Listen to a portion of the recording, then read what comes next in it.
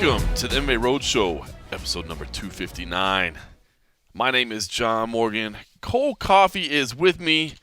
We are at the palatial grounds of the Casa de Cold Coffee, overlooking the grounds of the estate here on a fantastic Thursday afternoon. And, dude, this is just a weird day, man. We've been doing this thing for damn near 5 years straight. Yeah. And the MMA world is up and down, and it's things happen and whatever. And I mean, we've been in all kinds of situations. We've been on the road. One of us has been sick. The other's been sick. We've forgotten to press record to tape the episode. As I saw you checking the light there. It's good to double check. Things do happen.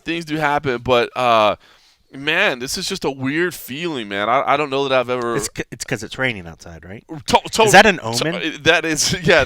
I was gonna get to it. It's the rain is what feels so weird right now. There's nothing else going on. It's just that it's raining, folks. Yeah, it's just raining. It is a light sprinkle, I should say. I mean, it's good for the palatial grounds of the Casa de Cold Coffee are getting the hydration that is necessary. The weeds are super happy right now. Keep the lush green in place. But no, man, it's just a weird feeling. I mean, look, you and I, man, we're okay. This podcast is obviously very MMA centered. I mean, of course, we bring in a few things about our personal lives here and there, but it's about MMA, and for the most part, pretty lighthearted. I think Joshua Fabia may not think we're very funny, but I think we're pretty funny for the most part. Try to keep it light. You're gonna get a text now for that. I'm sorry, Josh. If he's still listening. Hopefully he's subscribed. Make sure, by the way. Well, actually, I don't want him to leave any feedback, but no.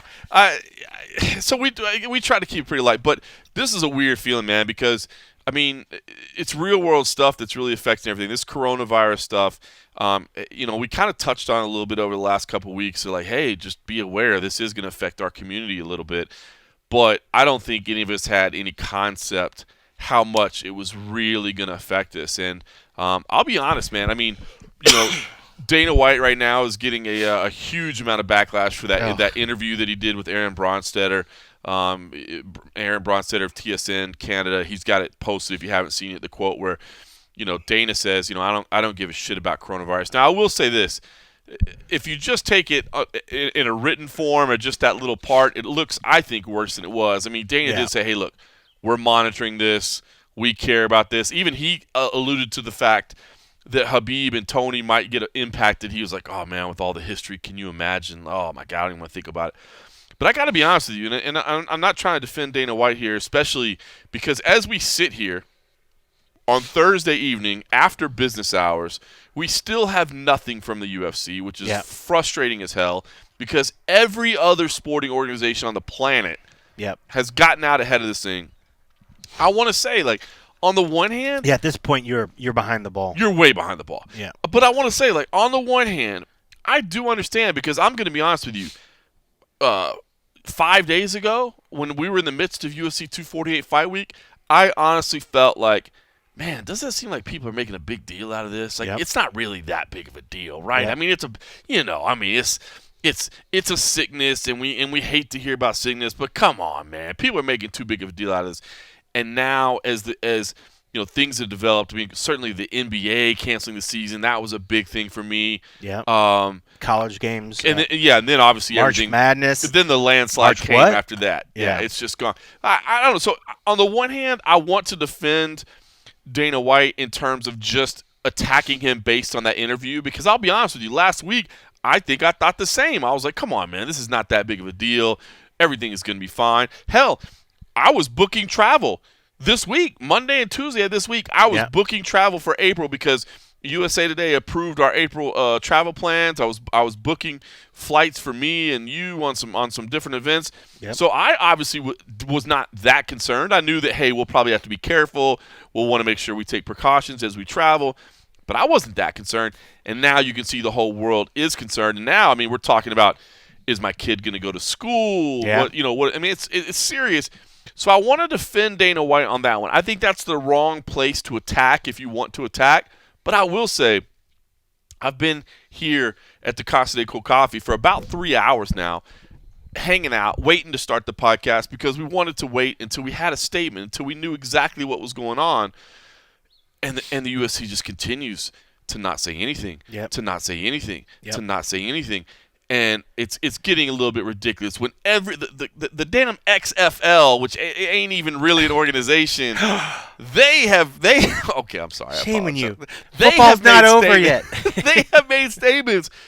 Man, I'll be honest. I'm still trying to wrap my head around this whole thing, man. I really am. I don't know if people are overreacting, if they're not, but I want to know what the hell the UFC plans to do. Yeah, it's a little crazy because I think it's one thing to be positive and hope for the best and to shine a light and say, hey, folks, we're going to keep moving forward. Things aren't that bad. Things aren't that bad. But once you start seeing all the organizations, once you start hearing schools closings and all these things start to happen, at some point you got to just try to realize that, hey, what is really going on. Maybe something is better, that we have to push towards something. And it seems like in Dana's mind, he has bought hook, line, and sinker to what the commander in chief is saying, and that things aren't that bad. Let's just keep going, and at some point you have to, I guess, just decide what is the lasting, because this is like a legacy thing for the organization. What did the UFC do when that moment came? Did they choose to hope that they're doing the right things to protect their fighters, which without the fighters and their health, they have nothing to promote? They have staff that travels all around the world to these events they need to think about. And at some point they have to make the decision. Like, we're getting emails constantly from our employers. They're even sort of mandating that if you can work from home, work from home. That's right. So if we're getting it, you would think that an organization that's all about putting on entertainment and what's good and bringing these things would think about at some point, what's the best for our viewers? What's the best for our fighters? What's the best for our staff? And it seems like those conversations aren't happening still at this level. And for a company that's such a big place, and especially when you're seeing it coming out from the NBA, you're seeing it coming out from like the NFL, all these other organizations, soccer, like soccer's like this name stay. And when I say soccer, I mean the US's version of it. But like the football, when you're seeing like all these European things that's happening all over, you would think that they would look and say, okay, let's follow the trend. Let's get ahead of this instead of run from behind. And that's why I said the NBA was a tipping point for me, right? Because I will still be honest with you. I still don't know if maybe we're overreacting to this. You know what I mean? Like But it is getting to the point too where now people that we know are starting to know people. Right. I think that was the thing too before, and I've seen people say, well, do you know anybody that's been affected? Do you know anybody that knows anybody? And for the longest time it was no. But now people that we know are starting to know people that are being affected by it. And at this point it's like, okay, it's not the boogeyman that, some ghost story that you're hearing. Like, it's really starting to get real.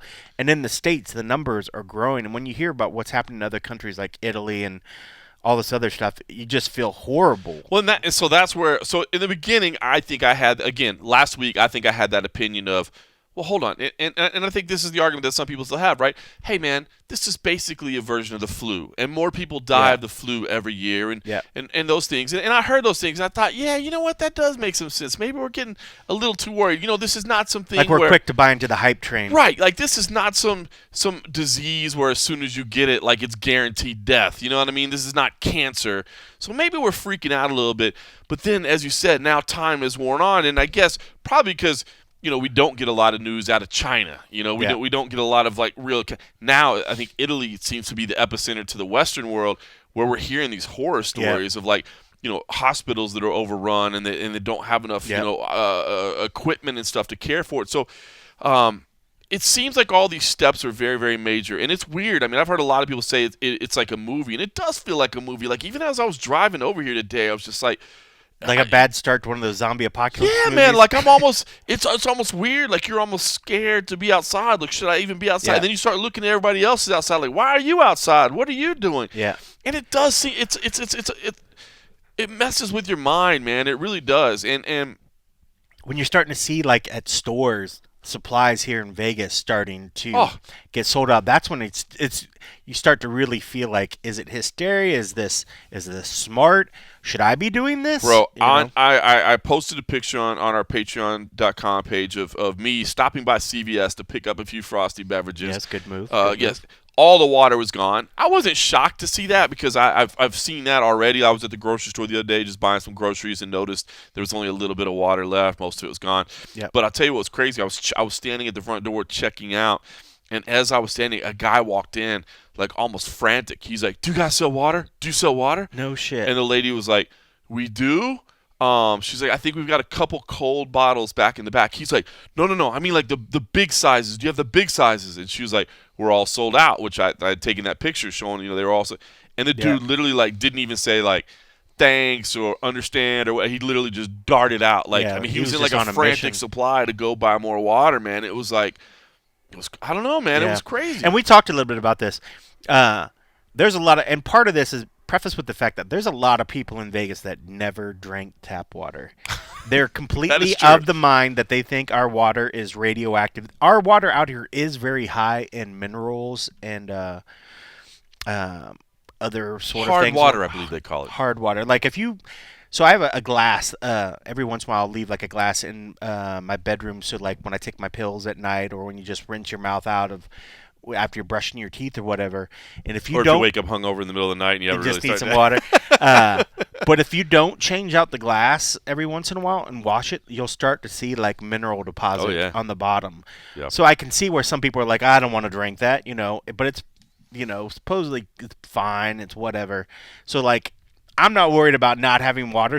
But it's kind of funny to me when I see people that are like, oh my God, we must stockpile these bottles of water. It's like, bro, you can walk over to your tap and turn it on, All right. or at least get a filter. And you know what? I will kind of give people a pass on the water. Because you've never drank tap water in Vegas. Well, You're like, I've been here 12 years. I've never drank from the faucet. well, my wife being born and raised in Mexico, like it's just in her Yeah. head that you're not allowed to drink tap Yeah, water. yeah. Like, Well, that's a legit. No, that's a legit thing. legit concern. There. all right. So I'll give people a pass on the water, but what about the toilet paper?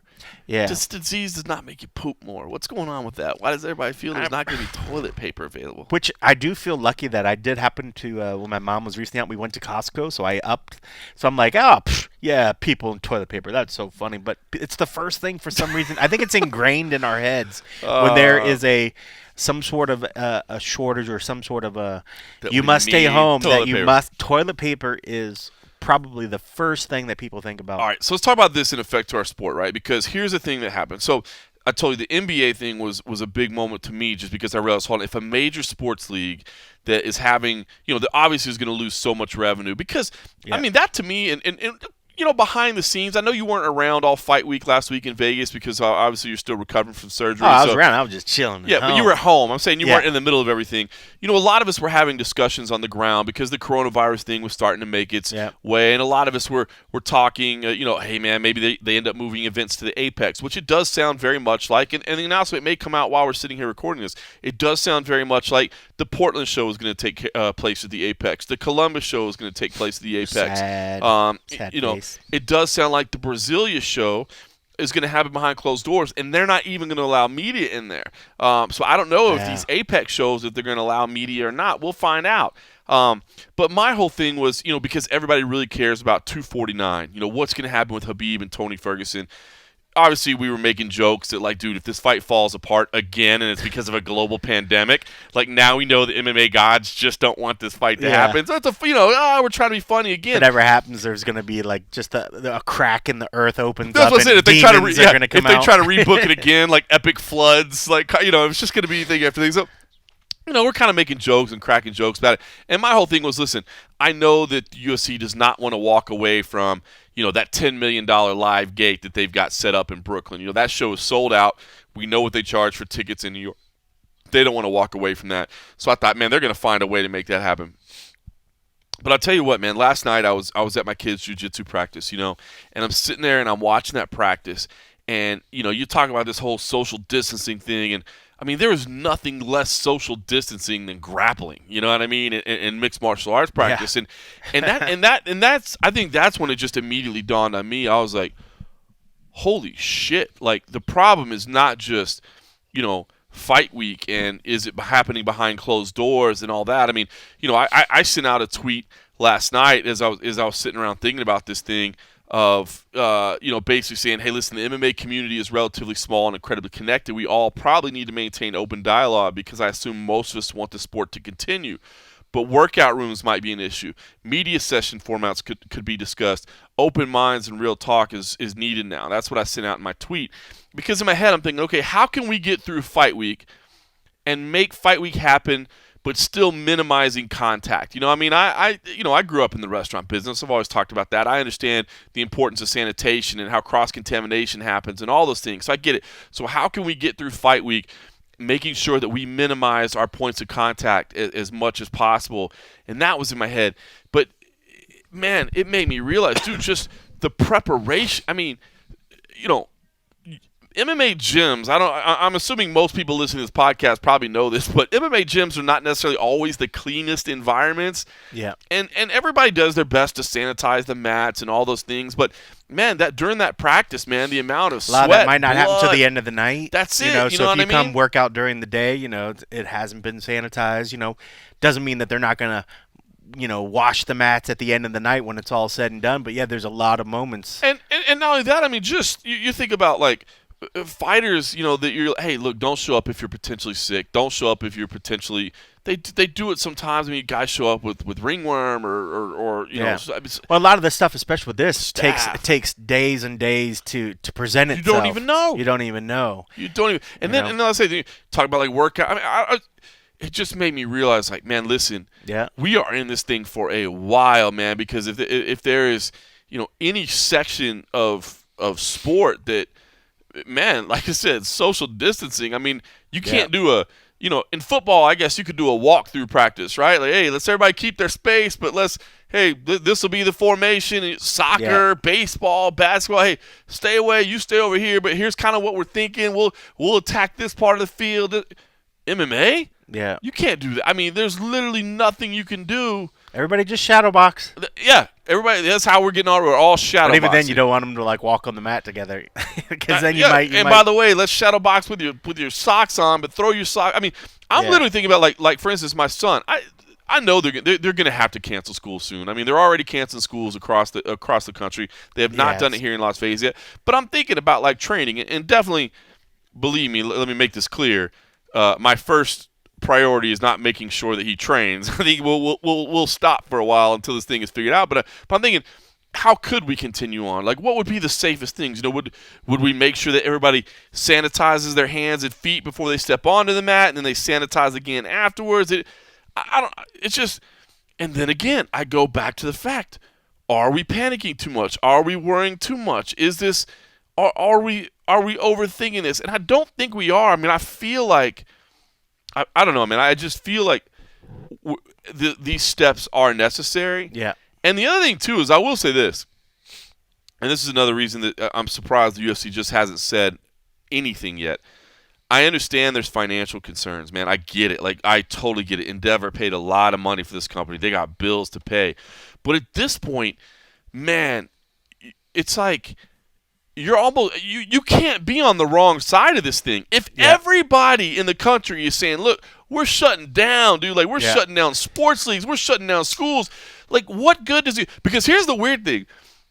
In a weird, bizarre way, this could be amazing for like pay-per-view business, right? If we're all stuck inside our damn houses and we ain't got nothing to watch. Yeah. But man, you cannot be on the wrong side. Like, is this a risk you want to take? And I could keep going on. Yeah. Fighters, man. Fighters need this thing to happen. Fighters need fights to happen.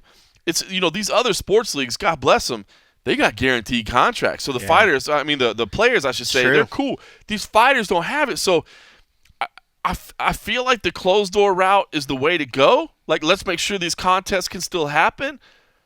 But I don't know. I mean, this is such, again, how do the fighters prepare for it, and I was talking to somebody today, and I'll leave their name off the record, but I thought this was a great idea. They were saying, listen, maybe one thing we should consider is during this time, let's maybe adjust the weight classes. Like everybody goes up 10 pounds. And I know that's a silly thing to think about, but So Do they we don't wa- affect their immune so system. we don't have people cutting weight and affecting their immune system. So maybe every contract that gets signed goes up 10 pounds or whatever during this period of time until we know what's going on. I just here's the I thing. mean, that's I a want thought. the sport It's a to thought. continue. I want the sport to continue. The fighters need to Yeah. get paid. The UFC is a billion-dollar corporation. I'm not too worried about them, but I do worry about them being on the wrong side of this thing. Like if you're just trying to be bold and brazen and say you don't care, and then something horrible happens, as you said, to the staff that's traveling, to the, you know what I mean? Like, Yeah, they need to be able to justify it to really be able to justify it. I mean, if you're going to go out there and say we think it's safe to go ahead and have this event, it's like, oh really? Well, why?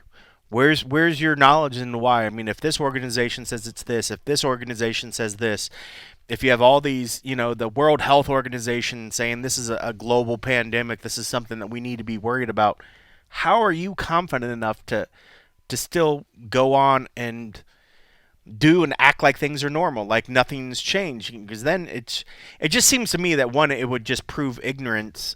And also, you would think at some point, is there going to be some liability at some point if you put on an event, you say everything's good, and then somebody says, I got sick going to this thing. It's on the promoter. They should have canceled it, knowing that there wasn't the right safety mechanisms there to keep me safe while I was there attending their thing. I mean, what are they going to do? Put out signs, make everybody sign a piece of paper when I they was going go to say, into this was actually just thinking. I was like, do you think that there would be like an amendment to our press applications, maybe, that you do not hold? Which is easy enough when there's, say, 40 or 50 of us, safe, but then you're going to have 18,000 people, 10,000 people want to attend an event.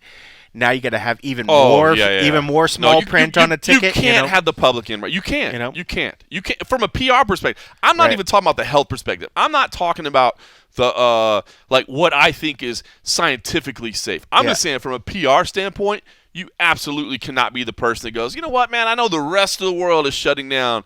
We decided that you know what, it's not that big of a deal, and we're okay. If you do that, you talk, like you said, you talk about liability. If one person gets sick, one person dies, and it's linked that they probably got it from attending your event, right? That is awful, because you are so that again. That's another reason I don't understand why the UFC is taking so long to say anything. Like especially that the places that they're going to, even Ohio, the governor's been on the news the past couple of days saying don't have an event with more than 100 people.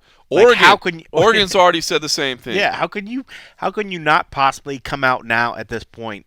At this point, then you're acting so disconnected if you don't already say something at this point. There's so many moving. I can appreciate the complication of what these people are dealing with. Like, there are so many moving parts to this. I mean, you're talking about fighters flying from all over the world. Just as simple as a thing like venues and staff. I'm gonna say, we talked about even the venues. Like, I mean, what if they're? I mean, it's one thing to be worried about, okay, we can't just immediately cancel this event because is that a breach of contract with this venue? But at least come out and say something and say, this is what it looks like we're working towards. But I guess nobody wants to hear that. Nobody wants to hear a promoter say, guys, we maybe are canceling this if we can, but we might keep it on if the venue isn't going to sue us. So, perfect example. Let's say real life example. Bellator this past weekend, or this past weekend. All right, Bellator this weekend. I promise I'm not infected yet. Bellator this weekend. That means I am.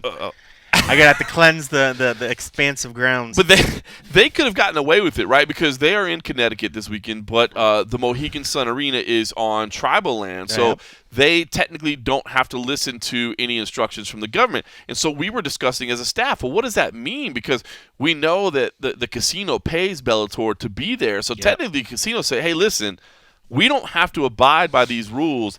And by the way, we're paying you to be here, so guess what? Hold your event. You know what I mean? Yep. And then what happens? So, thankfully, it looks like all parties involved said, listen, we're going to do the right thing here, and that's how we're going to handle things. So, that's a real-world example of how it could have played out, where Bellator could have said, nah, sorry, we're still going to have a crowd. But so, again, and this brings me back to my original point, and I wish I knew.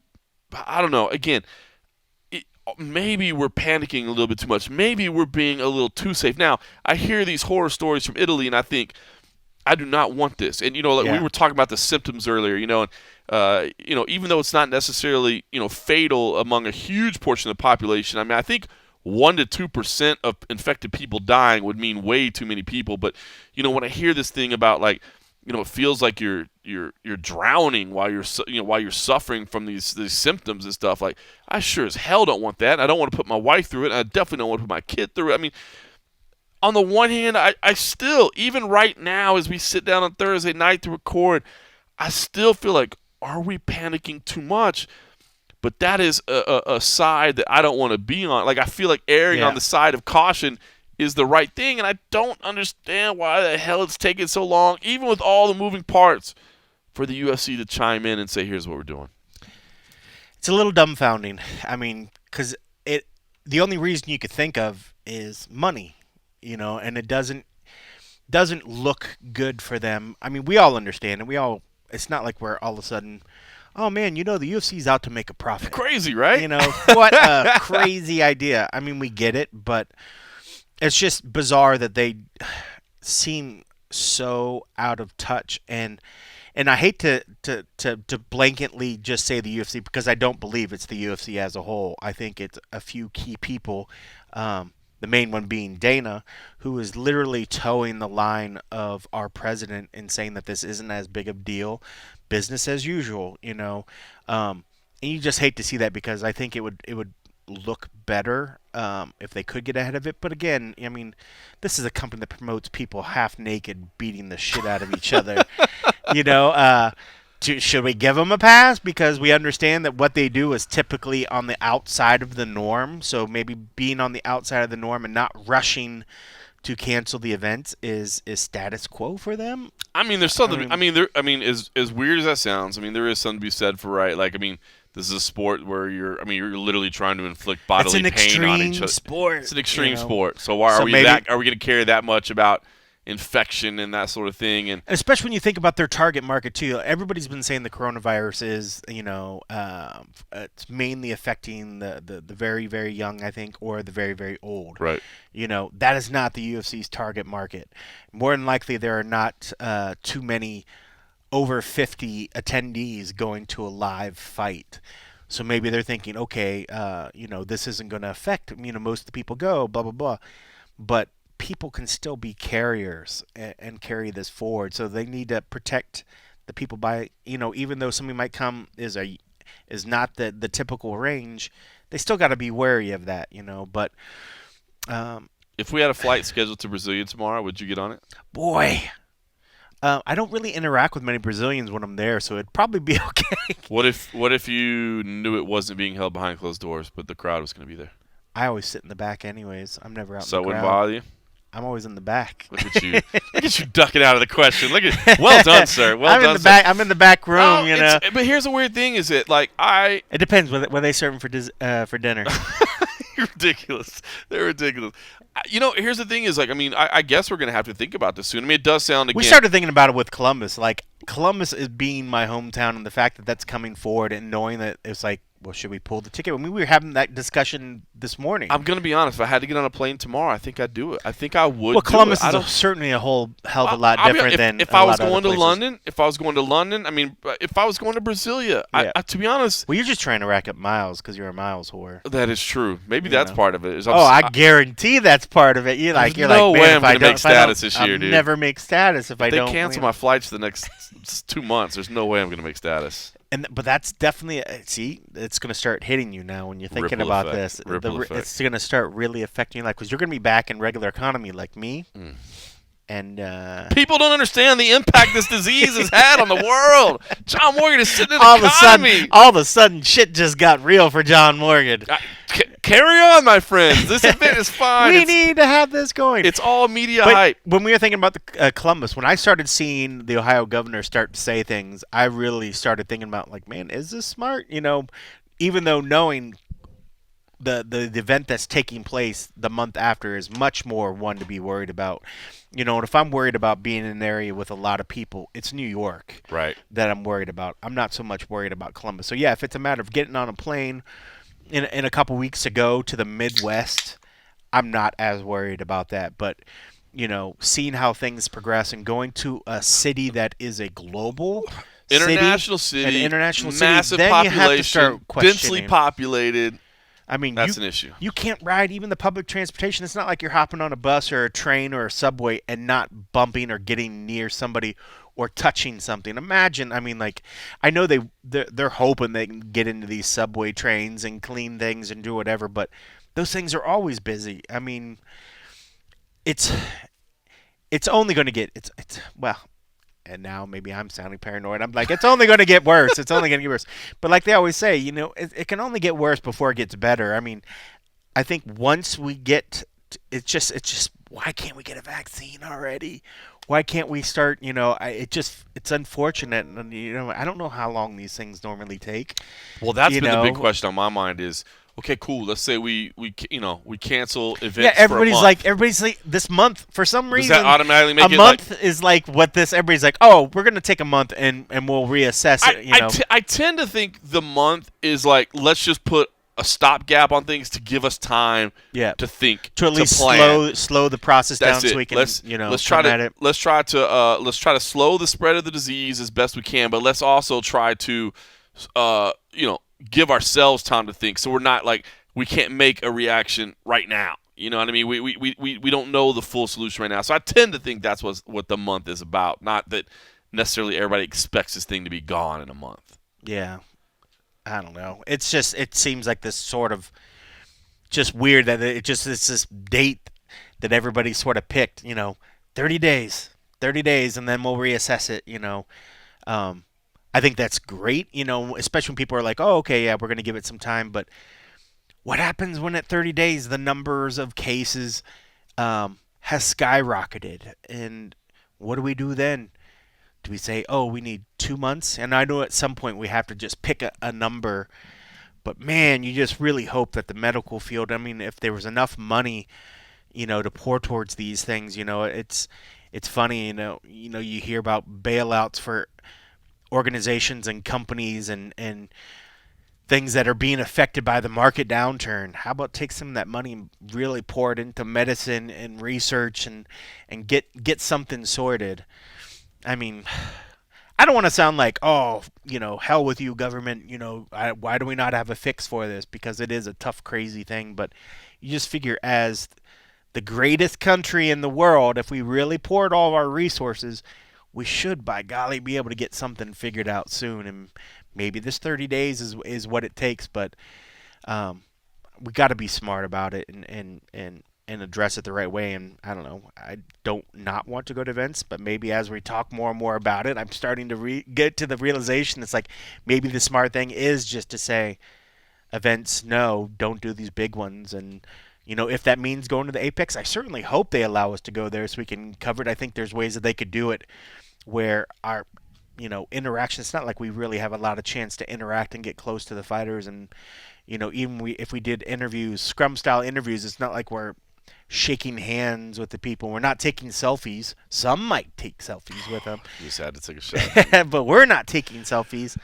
But it's rough to think about it, because when you were talking about that earlier, there is definitely a trickle down effect if one event gets moved and gets canceled, and they're like, okay, well, we should probably just let's do this for this month, and if nothing goes forward from that, okay, let's give it another 30 days. You start getting months and months of people not being able to work, and the loss of incomes, loss of wages for these fighters, or us. We can only do so many damn interviews, and us sitting in a studio doing something before people are just like, ugh, there's nothing new for me to look at. Why do I want to go to this site and do it? I'll have to start, I don't know, taking clothes off to get a new viewership or to maintain viewership. It's scary to think about, because it's just weird, because for the longest point it was, oh, this crazy thing that's just happening in China. Like, oh man, that sucks what's going on in China. Oh, that sucks what's happening over there. Right. But now I don't even hear about China anymore. Not that things aren't happening. They try to say things to stabilize. I'm like, how the hell is it stabilized if it's expanding? If it's stabilized over there, give us what you're doing so that it can, I Well, think it's just dude, the media control. well, I mean, if you look at the trickle down in our sport itself, I mean, for instance, I was supposed to go out to Atlantic City next week to commentate a CFFC event. That event has been delayed, I should say, and understandably so. I mean, Hasn't there's been lockdowns. 151. Yeah, it's been 151. It's not canceled, but I mean, come on, it's not. I mean, what we'll see, but. I mean, you see the trickle down of what happens. All those fighters that are planning to, had been planning to make a paycheck on that to potentially, potentially get their way into the UFC. I mean, this is life-changing type stuff, and Is this obviously the they're not catalyst making that they need? they're not making much money in the meantime. Yeah. You know what I mean? And then now This they're could be the catalyst that they actually unionize. If they're like, well, we don't have events, right now, and say they go a month, 2 months before the fighters are just like, we need to have guaranteed money, or don't even put us through this third month or second month. I mean, like, if there's ever going to be something, if they start postponing and holding off events, this has to be that moment where the fighters say, this enough's enough. If they make it to where events aren't happening and fighters aren't getting paid, and the UFC is like, well, we have no set time of when we can honestly say that you have a chance to fight again. This will have to be that point in history where the fighters are like, enough's enough. You need to give us guaranteed money. Sure is a hell of a. I mean, it's a hell of a at least discussion topic of like a worst case scenario. Like, hey, how do we make sure this never happens to us again? You know what I mean? Like, it's at least a. I mean, because it's one thing if you're if you were having a theoretical discussion, right? Of like, hey guys, why do we need to unionize? Well, what if there was a global pandemic and none of us could fight at all? And people would sit there and be like, bro. Come on, man. What are you talking about? Like, you imagine, you take your tinfoil hat off, bro. Take your tinfoil hat off. But now you're seeing real stuff, man. This is affecting everybody from the top down, man. And at some point too, it's going to affect the UFC. They're going to start feeling the pinch as well. If events start getting to the point where they can't have a gate, that's going to affect them. If it gets to the point even worse where they're going to have to postpone events and don't have an event, if you have in a month where you don't have an event and they're not bringing in that money, they have all those. Half the events help pay for the staff and the other stuff. We know that they're getting all this yearly money, but a lot of that yearly money goes to pay off previous loans and the way that they've operated in the past. I'm sure some of that has changed, but in the past they operated a lot with these loans that they get. And they take these huge amounts, and they used to siphon off a little bit.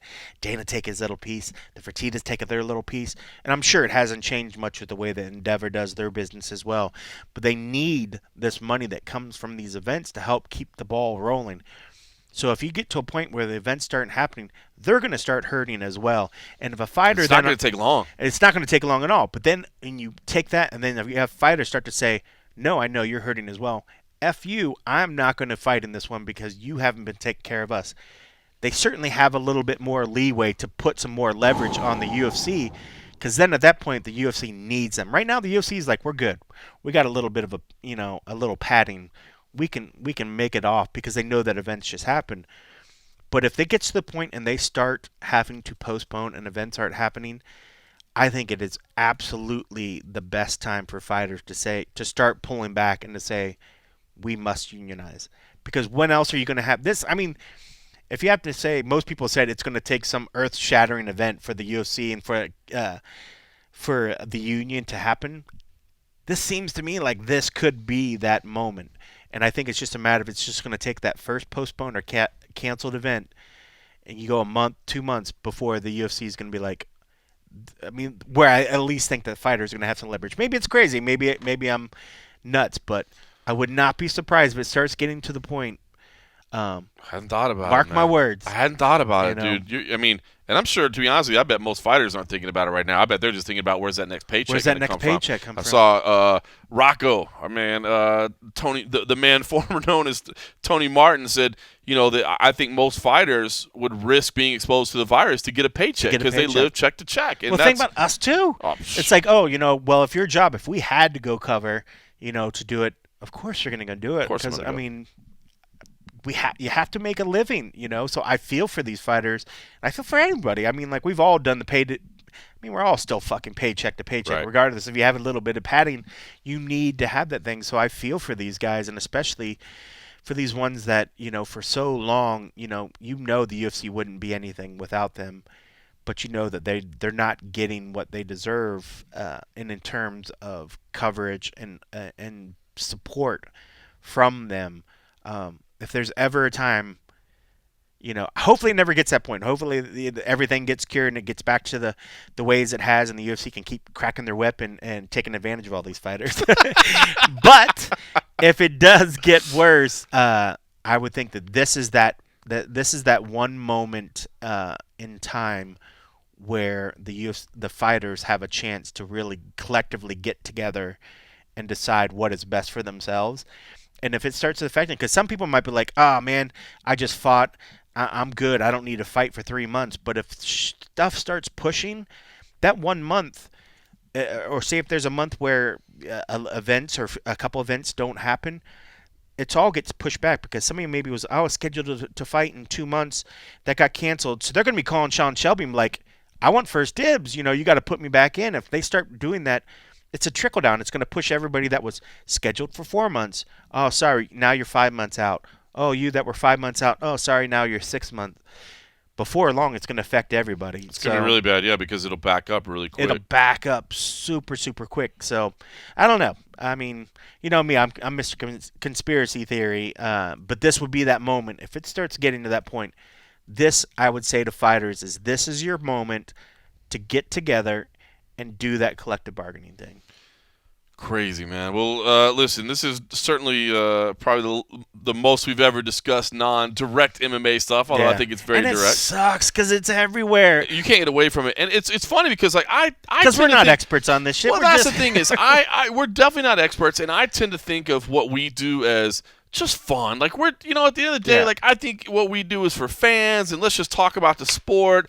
And there's a lot of really great analysts out there and people that do hard-hitting stuff, and we do our best on MMA Junkie as well, but this is kind of for fun, right? Yeah. But I'll be honest, man, I can't sit here and pretend like this isn't all I'm thinking about right now, because it's all I'm thinking about right now. And it's literally everywhere we look. I can't look over at the TV without seeing something coronavirus. My phone, we were saying earlier, I'm getting bombarded by every website I've ever went to or any business I've ever done. Here's how we're reacting to the coronavirus. You cannot get away from it. So, I mean, it's not like we want to have this episode be 90% about the coronavirus, but everything that revolves around our business is being affected by it. It would be disingenuous to not pretend like it was that serious. So, well, listen, if it's the first time you're listening, hopefully you'll like what you're listening. You'll give us another chance to have more fun.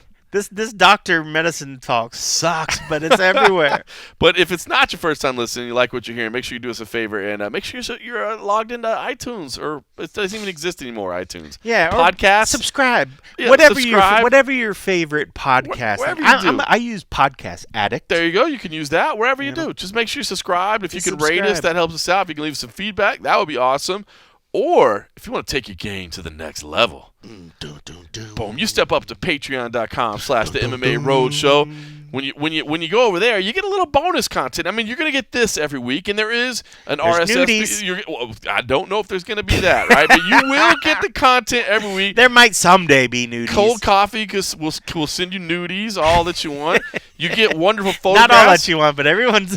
You get wonderful photographs like I left today of the CVS next to the palatial grounds here at the Cold Coffee estate, where they were sold out of water, but plenty of beer remaining. So the frosty beverages were good. I've been dropping a couple little video clips, a couple of highlights in there, things for you to check out. So, and that's, of course, the exclusive home of the and a half episodes that you love so much. We're doing post-fight episodes, but we're doing them every single week that there's a major event, so we'll be bringing another and a half right back to you this week with both Bellator and UFC in action, although both those shows taking place behind closed doors. It's crazy. And all you got to do to sign up there, you could just sign up for $3 a month. I mean, that's nothing. That's the roadie level. And at that point, man, you get access to every single thing that you want. All the content we produce is there. Now, if you want to step your game up a little bit, you can go to $5 a month. And at that point, we're going to address any topics you bring up. You got questions, we're going to make sure we address them. At that point, you're a producer of the show and you mean something big to us. And if you got a question, just hit me up on patreon.com/the MMA Roadshow. We'll make sure we address it on the show. Or if you want to go all out, you could be a star. $10 a month. At that point, you're basically calling the shots. We're going to talk about any discussion What do topic you want? We're going to get questions asked to fighter. If you know we're somewhere in town and you want to ask somebody a question, we'll ask it. We'll record it for you. I'll shoot a little video for it and send it over your way. Now, if it's going to get me slapped, I'm not going to ask it. That's pretty much the only rule I have. That's the only caveat. But we really appreciate it. We've just kind of launched in earnest our Patreon account, and we really appreciate everybody that stuck with us when we weren't doing much with it at all. Yeah. But now we're trying to get busy, man, and do a little something with it, and we certainly appreciate that everybody that's joined up as of late. Yeah, and I just want to say I appreciate you all, and if I duplicate these names, sorry for those that heard before, but I just want to send a big shout out and thank you for the ones that hopped on this month. Aaron, Brody, CJ, G. I said G last time, but G, I like your name so much, I'm going to give it again. What's up, G? Josh Hernandez, Nick Premiani. Oh, man, I feel for you, brother. I know, but I feel bad because that sounds like an Italian name, probably. So he's probably got some people affected by this. But Nick, we love you. Ricardo, thank you very much. Ricardo, much respect. Sean Pruitt, and then Stephen Carroll, thank you very much. Big shout out to everybody. We really do appreciate that. Thank you. It does mean the world to us, and we're trying to do good by you. So if you got feedback on how we're doing, definitely let us know. Gotten some great ideas on things we can do, we can add, and all that. Let's get through this ridiculous crisis, and then we'll figure out what's going on through there. You know what's fun? One of the things we were talking about earlier, if you guys are, I'm sure there's some artists out there. I'd love it if you guys are up to it. I'm sure there's some creative peeps. I'd love to get some, like, fan art of, like, some beers or, like, frosty beverages and fighting or something. We didn't talk send about us send us some, like, cool. Well, no, we didn't talk about this, but I've just got our. We definitely did not talk about this. No. But we have a PO box, and I'll provide that info in the future. But I'd love to put some, like, artwork of, like, your guys' stuff. We can maybe pick, like, our favorite one for, like, the month or something. If somebody put something together, okay. But, like, what could we have them do? Like, maybe if it's, like, fighter, like, some people are really cool and good at, like, creating, like, fighter picks or whatever. And then maybe if we pick our favorite one that we think's the best, maybe the next time we're in front of one of the fighters, we can be like, "Yo, look at our cool ass listeners put together. Maybe we can get them to sign it or something." I like it. You got ideas. You thinking? You know.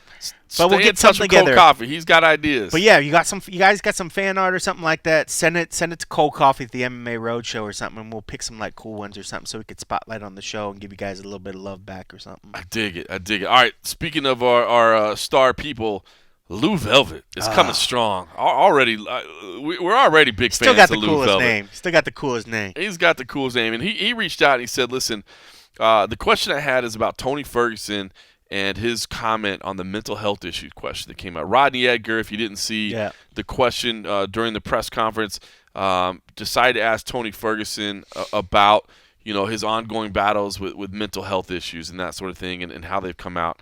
And our man Lou Velvet said he understands that he feels a little bit conflicted on this one. While I understand that not everyone who suffers from mental health issues wants to be at the forefront of bringing awareness to the topic, I also think that as a public figure of sorts, Tony handled it in the worst way possible. In my opinion, Tony and his team should have expected questions regarding what was a rather public situation and had come up with an answer he was comfortable with before attempting any public pressers. I don't think this was a good look and may have actually lost him some fans. So as a reporter yourself, what is your take on all this? Was the reporter out of line? Was Tony's FU response out of line? Other sports provide PR assistance to their athletes, and I wonder if the UFC should consider the same to head off what could be a bad look for their fighters. Man, a lot to unpack here and a lot to discuss. First and foremost, let me just say Rodney Edgar absolutely did nothing wrong by asking the question. This is something that has been out there on the forefront of the community for quite some time, man. Yeah. So I don't think he did anything wrong. Yeah, he certainly didn't blindside him with anything. Absolutely not. Everybody had discussed this. It's been out there. You know, heck, Tony Ferguson and I had some conversations about I remember even Dana the last time, was like, should we let he has to be cleared by some people before we let him fight again. I mean, that was like an official statement from Dana. I mean, like, this is nothing new, you know. So he definitely did nothing wrong. Rodney Edgar, and I know it bothered him. Rodney is a friend. He lives here in Vegas. He's a fellow Texan, so we share some shared interests in sporting teams and that sort of thing. And he's a good dude. He's also a military veteran as well. So I mean, he's done some things for our country that earned him some respect. I would say this, and again, I do not mean this as a criticism on Rodney at all, because he was 100% in the right. But I'll say it kind of like I did about the reporter that tried to ask Conor about the sexual assault allegations in the middle of press conference. Those press conferences are not very conducive to getting real answers on real topics. Yeah. Now, the problem here, of course, when we talked about it with the Conor McGregor issue, we knew that Conor would be available in other situations throughout the week. Here, Tony Ferguson was not scheduled to do other media. He was not going to be available. So I didn't ask Rodney this, but that might have been one reason he felt, well, look, this is the only time I'm going to get to ask about it, so I might as well ask about it now. Those places are just not set up for good answers. I mean, the audio is a little tough to hear sometimes. The crowd is going to boo, as they did. I think Mark Raimondi got booed for asking about the coronavirus thing, which obviously less than a week later has become an incredibly big issue in the state of martial arts. And he got booed, to the point that he didn't even get to ask the question and never even received an answer to it. So those places are not set up to get very good answers whatsoever about real topics and about real talk. So if you do ask real questions, don't be surprised when you get things like that. Now, to some degree, I will say I kind of understand Tony's response, right? Like, this press conference setup is about selling the fight, number one, and number two, kind of having it's kind of like your first interaction with your opponent. Now, obviously, they've had several interactions over the years, but it's a continuation. It's the first interaction for this fight week, right?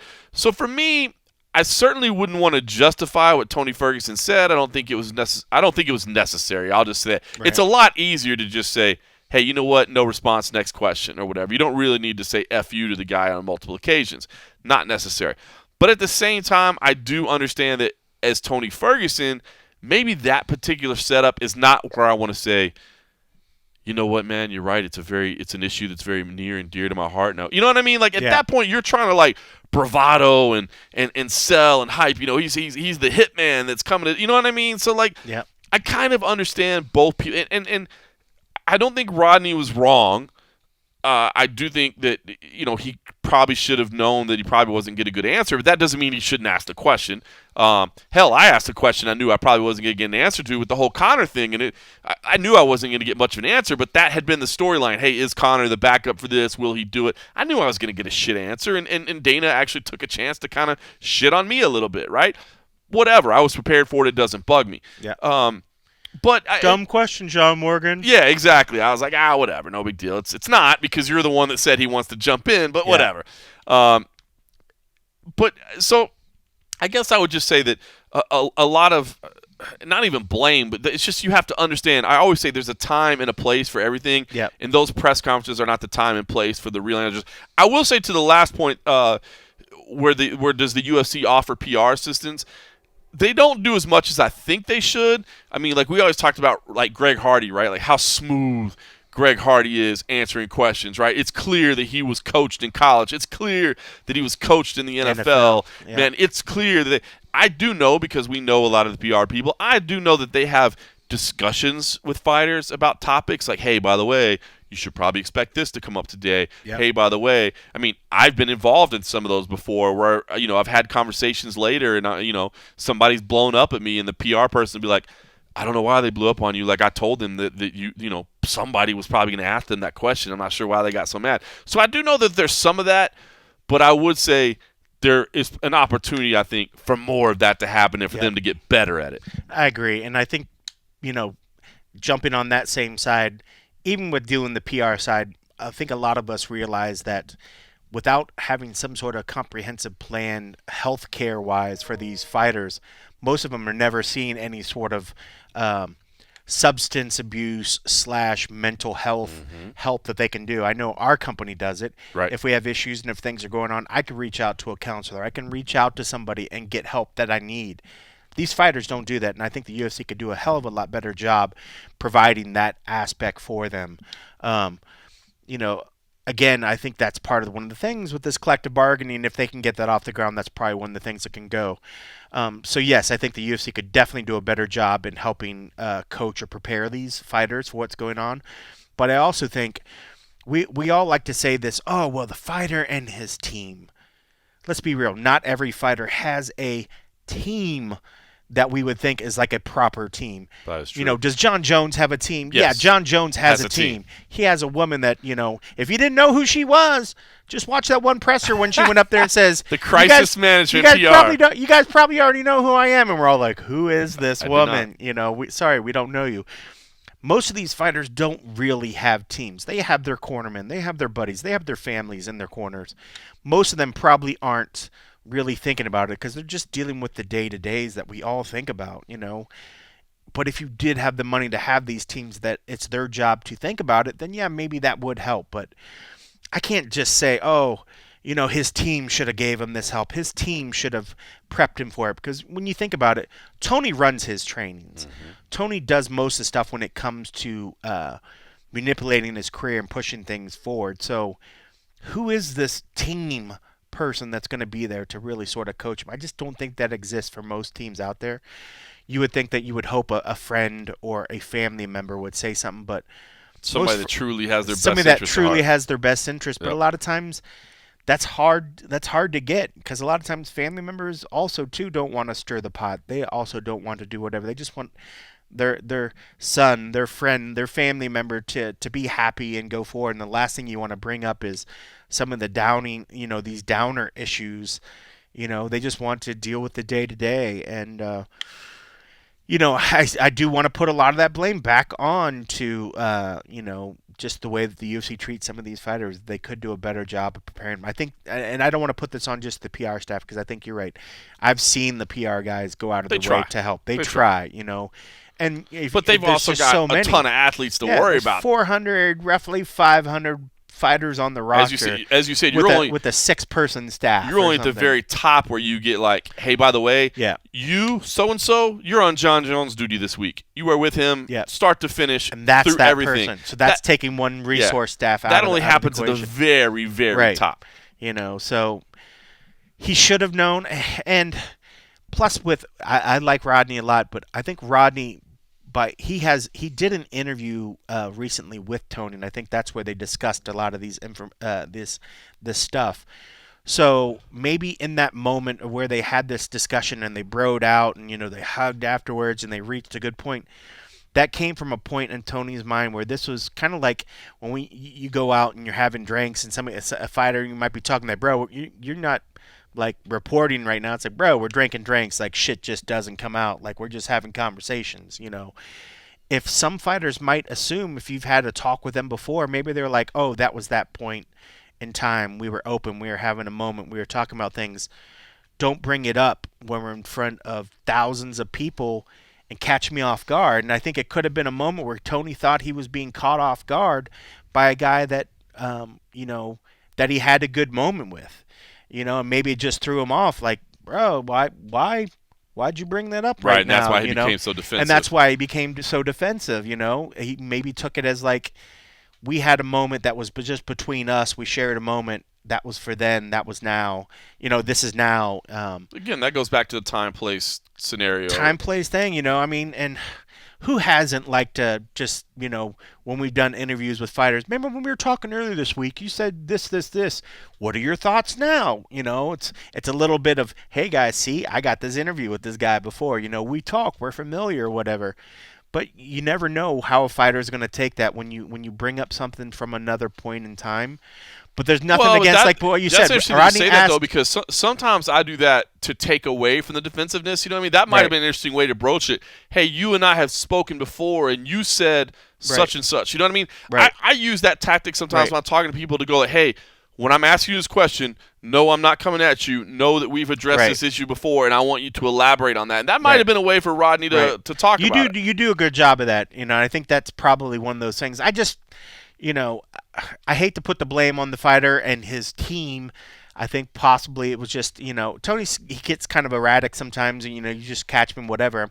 There's sometimes, like, I feel like we'll have an interview, a media scrum, and he seems very, very combative. But then we'll get him right after it, in a one-on-one, and it's like, oh wait, there's the fun Tony again. Well, he puts it on for the camera. There's no Yeah. question about that. He knows it, and that's why I say like the press conference maybe isn't the best. Maybe He's not in the like, best hey, point. I'm in this mode right now. Yeah. You know what I got mean? my sunglasses on. Don't yeah. mess with me. Where's Chatman Can't Do's ass Yeah. at? You know what I mean? That's the mode I'm in right now. You know what I'm saying? So yeah, hopefully Lou, that makes sense to you, man. I don't think Rodney did anything wrong, but at the same time, while I don't want to say Tony did nothing wrong because I don't think he needed to say F you, at the same time, like, these things are what they are, man. They're promotional things. You know what I mean? Yeah. In some ways, like, we're basically just there creating promotional content for the UFC. So, like, Pretty much. I get it. You know what I mean? I don't necessarily look at those as a great thing. By the way, I want to say real quick as we're talking, Nolan King reporting on our internal chat that the UFC just sent out a coronavirus athlete guideline to the fighters, according to a couple sources that he's spoken to. So I guess they're at least doing a little something behind the scenes. A couple things I did want to mention real quick. The open scoring, man. It seemed like that's when we thought we had something to debate about. That's when we thought we had a topic. That's when we thought we had something controversial as we were talking about open scoring in MMA. It did go out in Invicta last week. Cold Coffee, I mean, I know you're a busy man. You got your health on the line, recovering from all that stuff, but I know you're a big Invicta fan as well, and I just wanted to kind of get your take on it because I'll be honest with you.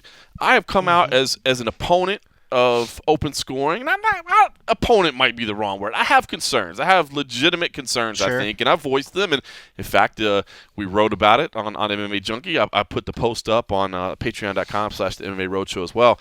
I will say, though, I appreciate Invicta, and I appreciate the Kansas Commission trying. I mean, you know what? There's probably nothing wrong with controlled experiments here and there. And if you haven't watched it, you can go check out the replay. It was the Phoenix series.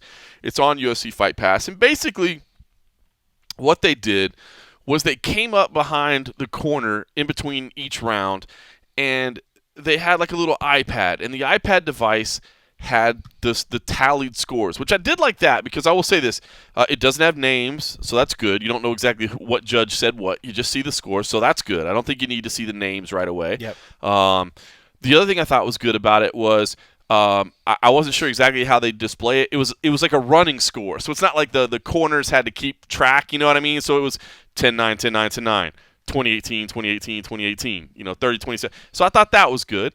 Also good that they have it basically with the fighter's back to it, right? So if the fighter doesn't want to know, they don't have to see it. Yeah, it was like giving the discretion to the corners whether they wanted to share that information. I thought there were a lot of positives here. Now, Yeah. funny because it was a card that had mostly 1-round fights, so we didn't get to see a whole lot of it in action. But I don't know. The thing I'll stand as the only kind of as a first experiment, there weren't any fights where the fights were pretty one-sided. The ones that weren't 1-round fights were pretty one-sided, right? So to me, it wasn't necessarily the greatest control experiment, I guess, because it didn't really come into play that much, all the questions and stuff. But I will say this, even as somebody who stands against it, I liked it. I just hope. I guess I'm telling everybody, please take it with a grain of salt. I don't think it was a great experiment. I don't say that. It wasn't a great experiment. It just didn't provide us all the data we need. So I just hope, love it or hate it, nobody is going out saying, this is the answer, or, oh my God, it was terrible, Yeah, I definitely think it's a work in progress. And I think even for them, I think in any experiment or anything, it's the duplication, it's the repeating, and then see how it goes.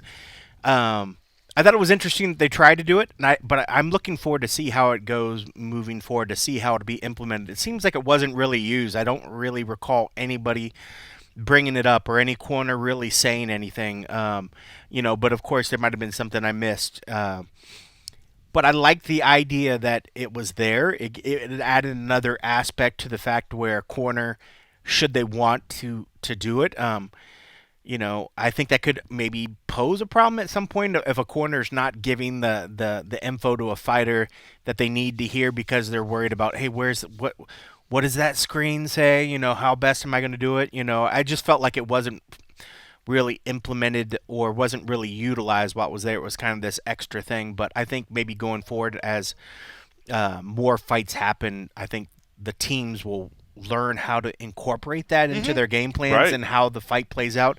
It just seems that it was so new that I can't use this first instance as how I think it'll be going forward, because I think it was just so new that it wasn't utilized. It was just sort of, and you need a fight to do it. You need a long fight where you're starting to see that strategy. You need that 2 rounds for one and 2 rounds for another, where a corner's like, where they have some doubt in how the fight is playing out, to where they could really use it, and then they could really give the knowledge or the tips to their fighter to how they really need to address the coming round. But I like the new wrinkles that kind of keep coming out. They're introducing newer things that are coming. Eventually, with all these data stuff that's going into the sport, they're recording how fast the punches are being thrown, the impact, all this other stuff that eventually is going to start playing into how we perceive and how we take in these sports.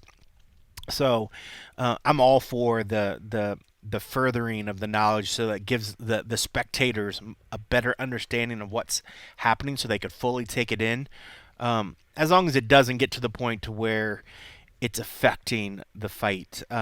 You don't want there to be a delay because, we were trying to give the scores, but in one corner our iPad went out and the other corner didn't go out, That's and then something goes on. That's one thing I didn't even bring up, man. The tech issues sometimes. Yeah, there what could if you be have some a tech issue. That could happen. My thing has always been, but the tech is new right now. That's just their way. I mean, an iPad just sounds really sort of crazy and sort of like simple. It sounds like if we put it on an event and we're like, how best can we do this? I'm like, just give me some poster board. We're just going to write in a giant number. Hey, but those monitors, that's true. I mean, those monitors that they have cage side, those have gone down before. And I mean, that's, $1 billion operation production. It's audio goes out. I mean, like anything can happen. Whenever there tech's involved, something could go wrong.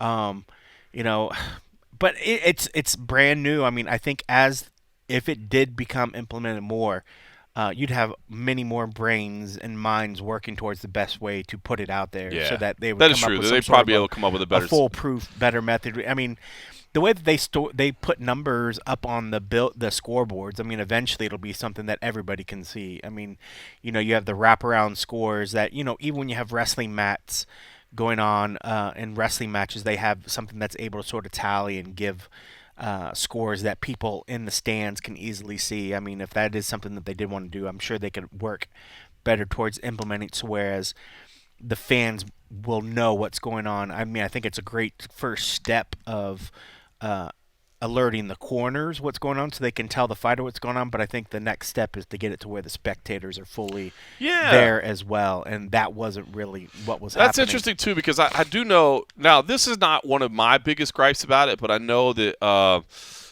that some people have said judge safety is one thing they're worried about. You know what I mean? Which, not having the judge name would mean that judge safety would hopefully be better, but of course they could just randomly attack any judge. But I have heard saying that's why it's like Kevin Iole, for instance, who's seen open scoring in practice in boxing. I know that's one of his things, is saying, and we've talked about before, I mean, hey, in Mexico City, man, people, threw everything at the decision. What if they threw things in between rounds, but, that is one concern. Does the live audience need to see it? But I kind of feel like they should. But I mean, my biggest argument, because on the broadcast they even said it was very clear, very, very clear that Jimmy Smith is in favor of open scoring. Yeah.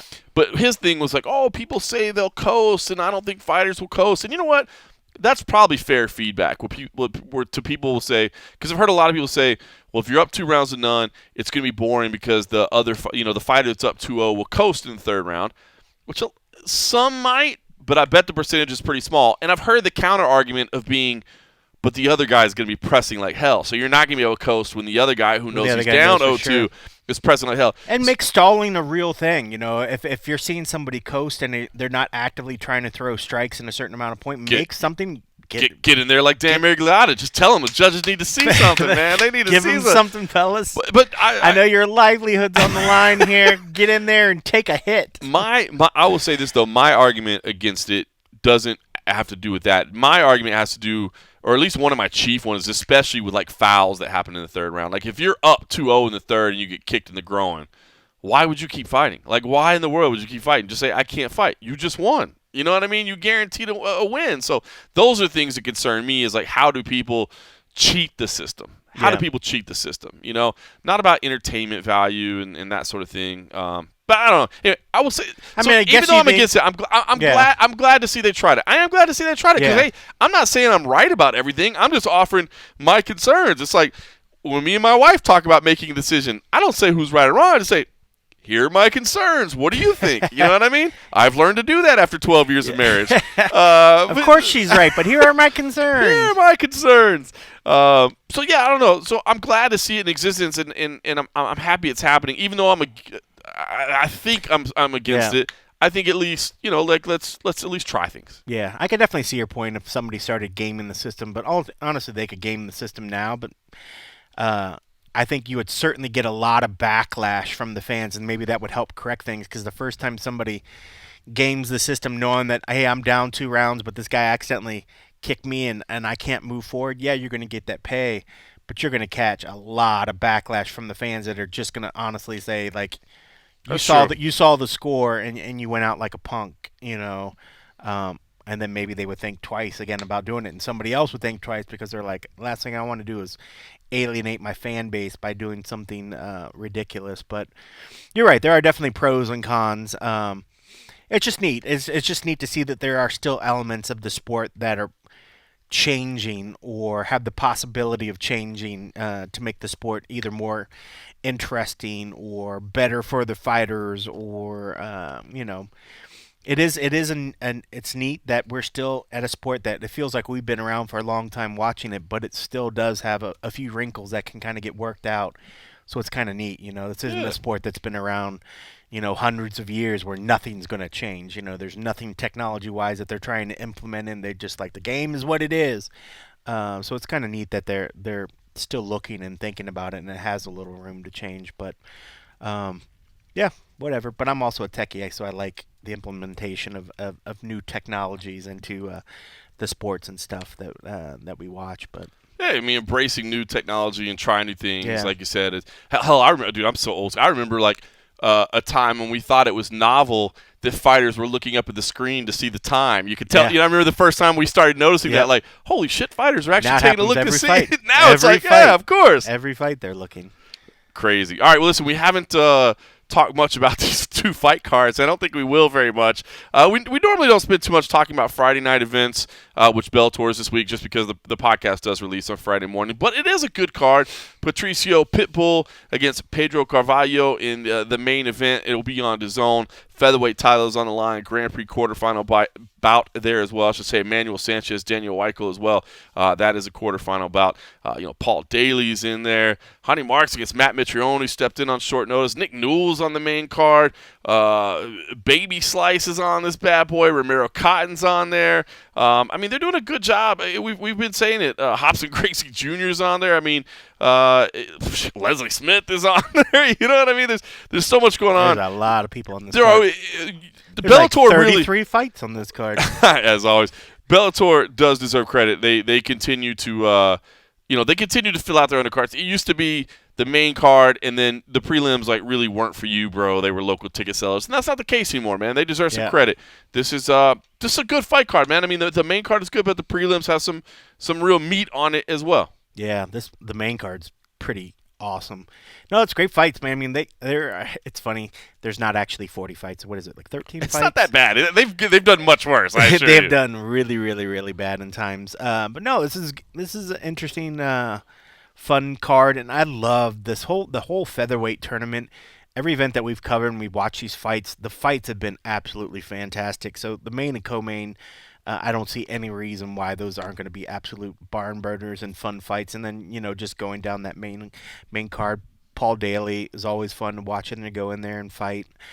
Nick Newell constantly amazes me.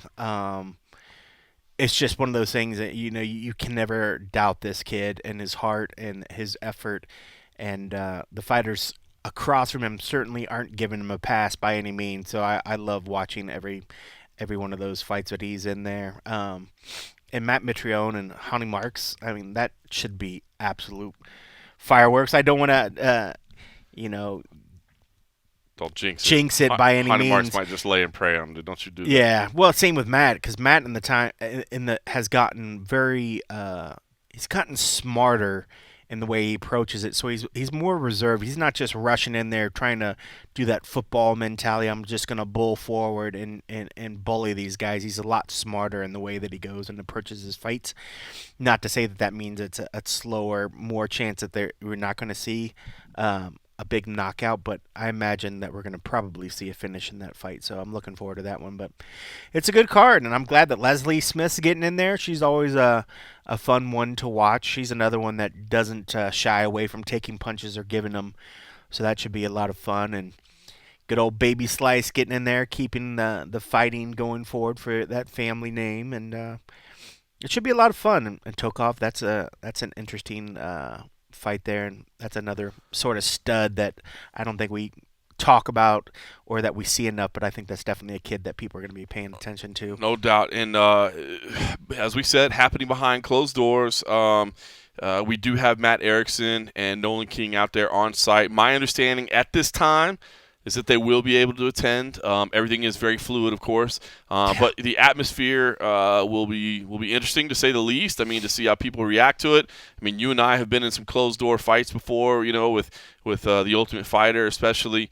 The Contender Series less so because you have the friends and family there, so there's still at least some cheering and stuff going on. But man, some of those tough shows where there's literally nobody there to cheer, where all you have is the corners. I mean, you can hear the feet sliding across the canvas. You can hear. It's funny. It's funny to me. Like you can hear one corner.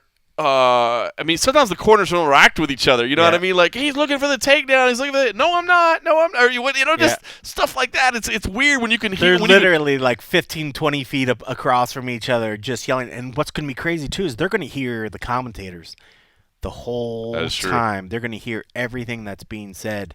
Because you're right. I mean, with no other sound in there, you almost want to just, as a promoter and as the show's going, just to pump some noise so there's some white noise so that, you know, it's not awkward. Because it's going to be, it's neat when you're there and we're watching like the Contender Series. You get the sense of, oh, it's a small setting. You know, it's just about these little fights here. But that's 5 fights. And even there, you start to hear the crowd sort of in that closed environment sort of sneak into it a little bit. But to have a full arena where every little sound is going to echo, and then you're going to hear these commentators who, of course, aren't, you know, they're going to want to, you know, speak quieter because they're going to know right away that everything they say is just getting heard by everybody, and that's going to be the main sound that is you know, going on at that time, and it's just going to be interesting. It's just going to feel really weird, and you know, it's funny when you see some of these fighters at times interact with the commentators after a fight or during whatever. Imagine if as they're fighting, they're over on the side of the commentators, and the commentators are saying, "Oh, you know, Joe Schmo's having a real hard time with this takedown. He's just not doing a good job of blah blah blah," with the fighter being right in front of him, like. How distracting is that? It's gotta be. That's gonna be so. I mean, weird. or like it's like you're not like. And listen, I've run into this a little bit because obviously the commentary that I do is not on a UFC level where there's 20,000 people cheering. But like, you're trying to be a good commentator and say what somebody needs to look for, whether it be the finish or the escape or the whatever. And you're like, are they listening to you? Like, are you kind of coaching them at this point? And it's literally all they're going to hear that night, unless it's safe scoring. Safe side, he'd be like, you can easily hear him, no problem. Oh, yeah, absolutely. Regardless wherever he's at. But it should be interesting. It's just going to feel different. When you're watching on TV, you probably won't feel the difference because you're normally the commentators' voices are very loud in the what you're hearing. But without hearing that peppered with some you know, crowd cheers, you know, it's just going to be awkward. I mean, of course, the walkouts and like, why even show the walkouts at that point? It's just be an awkward. That is true, right? An like awkward walk with like, music. You know, just cut to them. You know, maybe getting, you know, the Vaseline and the that stuff would be put weird. on. Like you're like playing to the crowd. They're just going to be walking and showcasing every empty chair that they're going by. I mean, it should be interesting. The UFC show, meanwhile, in Brasilia now. As of right now, and again, this thing is changing, so I don't know. I'm being told that media will not be allowed into this, but again, we're waiting on announcements. This is all kind of rumbles, hearsay. We're waiting on all this information. I'm told media might not be allowed to go in. this is a good card. Kevin Lee and Charles Oliveira. That's a big one in the main event, man. Gilbert Burns versus Demian Maia stylistically, I think, could be phenomenal, man. I'm hoping that they get down and just throw some jiu-jitsu down, man. I know Gilbert is probably the heavier striker, but come on, man, get down and throw some jiu-jitsu. But just a straight jiu-jitsu match for between those two. But yeah. True, yes. But what if they just sort of stall each other out? Like one grabs an ankle, the other grabs an ankle, and then they sit there. That's not gonna happen for 35 seconds, and then they're just like, Maia's gonna be trying to get that half guard. No, it's not gonna happen. Krylov versus Walker could be nuts. Anytime Francisco Trinaldo's in it, that's meaningful. Formiga versus Brandon Moreno at flyweight. I mean, that means a lot. I'm gonna say that means something. It's kind of like a number one contender fight in a lot of ways. Alexei Kunchenko versus Elizeu Zaleski dos Santos is a commentator's nightmare, but stylistically, that should be a hell of a lot of fun. Hani Yahya, dude's been around forever, just doing it. Yeah. I imagine Cole Coffey is looking very forward to Marina Moroz versus Myra Bueno Silva, if I'm just guessing. If it's not Veronica Macedo versus Bea Malecki, it's going to be the other one. You got to watch that fight. Yes, the Rivas and Marcos fight is going to be pretty awesome. But the Macedo Malecki is also a good one. This fight's pretty stacked in the terms of the gotta watch it fight. Only the hard-hitting news. Only the hard-hitting news. Speaking of hard. All right. Wow. Wow. Did you skip over a couple at the top? Like, you didn't mention the Moicano fight. I think you. Oh, did I skip right over Moicano? I think you skipped right over that into my the brain is Walker blown Krylov right now, fight. man. My brain. Oh, against Damir Hadjovic. Yeah, man. That's a great fight as well. Fight. Ooh, that is nasty. Dude, you're right about that. Good for catching me there, man. Yeah. The Bosnian bomber coming out there against Renato Moicano. That could be a killer fun nickname. One, too. That's a good one. That's a pretty cool nickname. That is a good one. All right. Listen, I don't know what to do here. That's a really good card, though. It is. It's when you actually look down I feel that bad that we're not talking card. about it because it's really good for a fight night card. It's super deep. It's super deep. Yeah, and what's nice is, I mean, this is one of those reasons why you want to get the ESPN Plus, and I don't mean to just promote ESPN Plus as, hey, you want to sign up for it. This is one of those fights a fight card that is actually going to be really good right from the start. I mean, you start Bea Malecki, who, if was that Tough 28? Mm-hmm. Was outstanding that season. But I mean, for you pervs like me out there, that's a hot looking fight. But just going right down the line, man, this is, and I feel like we say it a lot, but this really is actually a good card. Brazil used to have I felt like 8 or 9 events just nonstop. And now that they're getting less and less events, sometimes some of the ones they got down there have not been so great, kind of stinkers, but I feel like they do a good job every once in a while when they do have the one event that goes back down there in a while to really sort of stack it out. This is one of those cards. This, even the main event, I mean, I wouldn't say that this is like a pay-per-view card, but that's the only because I think the main event could probably be ratcheted up a little bit if it was going to be a pay-per-view. But if you go down the line in the overall strength of this card, this is a pay-per-view type card to take place in Brazil. Yeah, without the big, you would need the big sexy title fight. You would need the super sexy title fight. But after that, you're set, dude. Like you said, Lee and Oliveira as a co-main, Burns and Maia as a third feature fight. That would be it, right? Johnny there. Walker You're coming right. in there. Yeah, absolutely. It's a hell of a fucking main card. Sorry, I'm trying to be better about cussing because I get blown out about it. It's a hell of a main card. It really, really is. I think it is. It's just missing that one super sexy main event. That's it. This is a pay-per-view level card. So I feel bad that we ignored those. All right, now we're in a unique situation because Dana White is actually going on SportsCenter in just a moment to address everything. So let's I don't even know how to do this. We can't really play it while it's going on. So let's do this. Let's we've been talking for so long already. Let's take a quick break and then we'll come back and react to whatever the hell he says.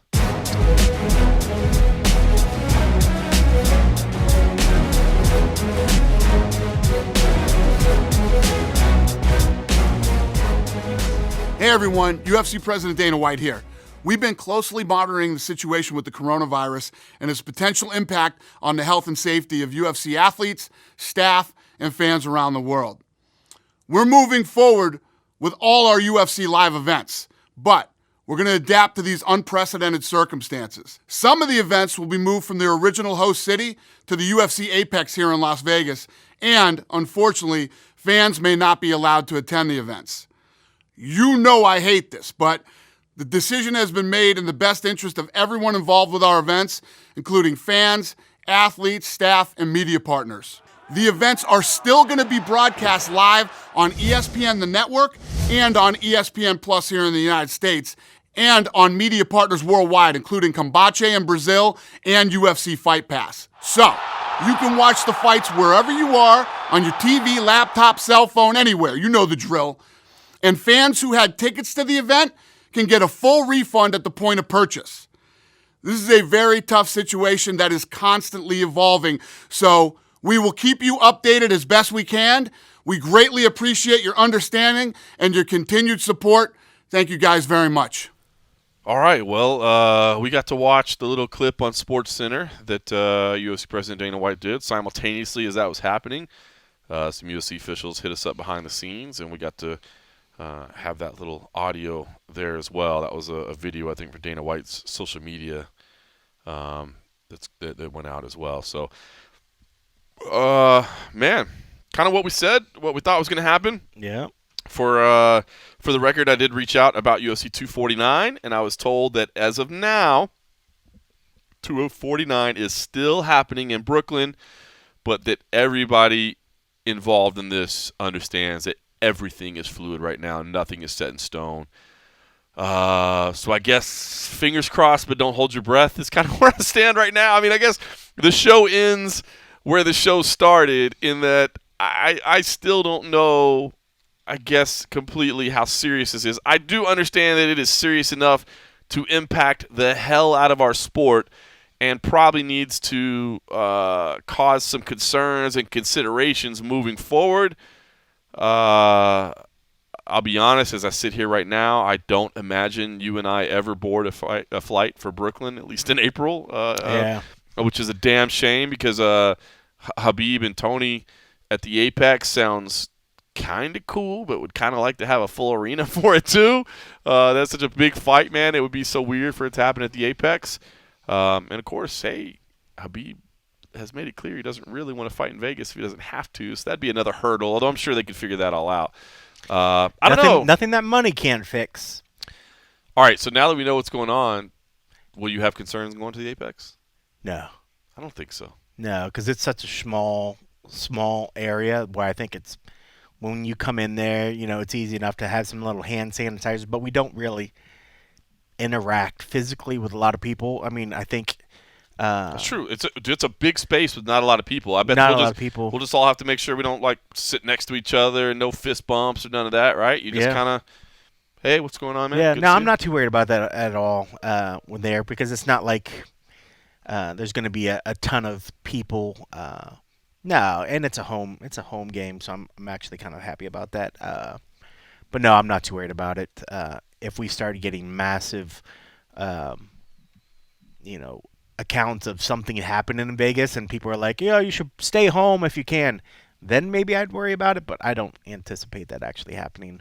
So we're going to be very, very busy here soon here in Vegas. And, I just want to say that obviously with the strength of this podcast, Dana and his people somehow were paying attention to what we were saying beforehand and decided to call up SportsCenter and be like, hey, we just all of a sudden got this idea. It's been pointed out to us that we were lacking in our judgment. They didn't even wait for the episode to air. They're tapping into our tapings now. That's how much control they have in Somewhere Vegas. Somewhere on the palatial grounds of the Casa de Cold Coffee. They've been following me ever since I left the company. They've tapped me. Man. They've tapped me, but just like that. That's crazy. That's how quickly and how crazy the sport moves and how quickly things change. It's funny. We were hoping that would happen before it started, and then of course in the time of recording this episode, news and things change, and there goes that sort of affects us. We had 2 different flights booked for 2 upcoming events, and it looks like both of them will probably be back here in Vegas. Yep. Which is crazy. It's good and bad. It's weird. weird. Good and bad because the Apex, as kind of neat when you think about, oh, it's going to be in this close little environment. It's very sterile sort of feeling as opposed to these big arenas where crowd going crazy, especially in New York, man. The press conferences in New York where the people are shouting and taunting and all that. The music that they pump for like the walkouts and other stuff, like they don't have those big giant sound systems. That's right. I mean, yeah, you're right. Even that feels different. It could be very, very interesting, but I don't know. Hell, that's even if they let us in. That's if they let us in. We don't even know that yet. Ah, man, listen. They might let us in. They might just be like, sorry, guys, you're just not going to interact with the fighters. We're not going to bring the fighters for our post-fights, but you can come cover it and write your stories, you know. But I don't know. I just don't see where that would change that because they could still bring the fighters out. It's not like we're physically contacting them. Yeah, we're going to have to talk. How does that work? Hey, we'll stay away from you. We'll keep a healthy distance, you know. It's limit it to a certain time, so they say, hey guys, you know, we're going to give you 10 minutes max to interact with these fighters, get your stuff and get out. So even after all this talking, I still don't know if we're overblown. I mean this is the way the world's going, so we have to accept, right? I mean, look, I don't want people to remember the well, I was going to say this is going to sound stupid. At first I was like, you're probably too young to remember when the year 2000 everybody was worried about how the world like 3 years I know, older that's than why I was like, this is kind of silly. But there are some young people out there that probably don't have to know. But remember how bad, and they literally thought the sky was going to fall. Planes Y2K, the Y2K. When Everybody's like, planes are going to fall out of the sky. You know, they grounded planes. They did all the stuff, and literally there were some serious issues that they needed to take place and take care of. But it was like the end of the world. Yep. And it didn't turn out to be all that bad. So maybe eventually it will get to the point where it isn't all that bad, but it is life and death. People are having issues, so it's better, I think, to err on the side of caution. I think that's. And then later on, let us laugh about how serious we took it. But I think it'd be silly of us to not give it some serious merit for the fact that people are actually dying. Leave it to Cold Coffee to be the man that comes up with the right angle, man. I'm the one that's supposed to have all the knowledge. You do have the knowledge. But I'm only a part of this website so I can get your point of view because you set it all up for me, man. You make me understand. Every time I leave the Casa de Cold Coffee, I think, boy, I'm Cold buzzed. Coffee, man. Yeah. I think that too. I think, boy, are these lanes moving? What's going on? Good thing my car's got that autopilot. Oh man, yeah. Why is my car beeping so much? But I also thank you for your point of view because I think that said it all. And apologize to everybody who hopefully coronavirus discussion wasn't too. I'll just say boring, hopefully, but I don't know, man. I feel like I just don't know how. It could get much worse if this is what the life is gonna be. I don't, oh yeah, right. Let's hope for better. Please don't make us have. What are we gonna talk about like if there's 2 no weeks? events and they're just like, hey John, well we can't talk about coronavirus again. Maybe I'll work on like a comedy routine. Oh my god. Even more so than this comedy I'm already spewing. We're not funny or cute, by the way. I know. Bite your tongue, sir. For everybody else, I will thank Cold Coffee for his perspective, and I'll tell the rest of you. Thanks for listening.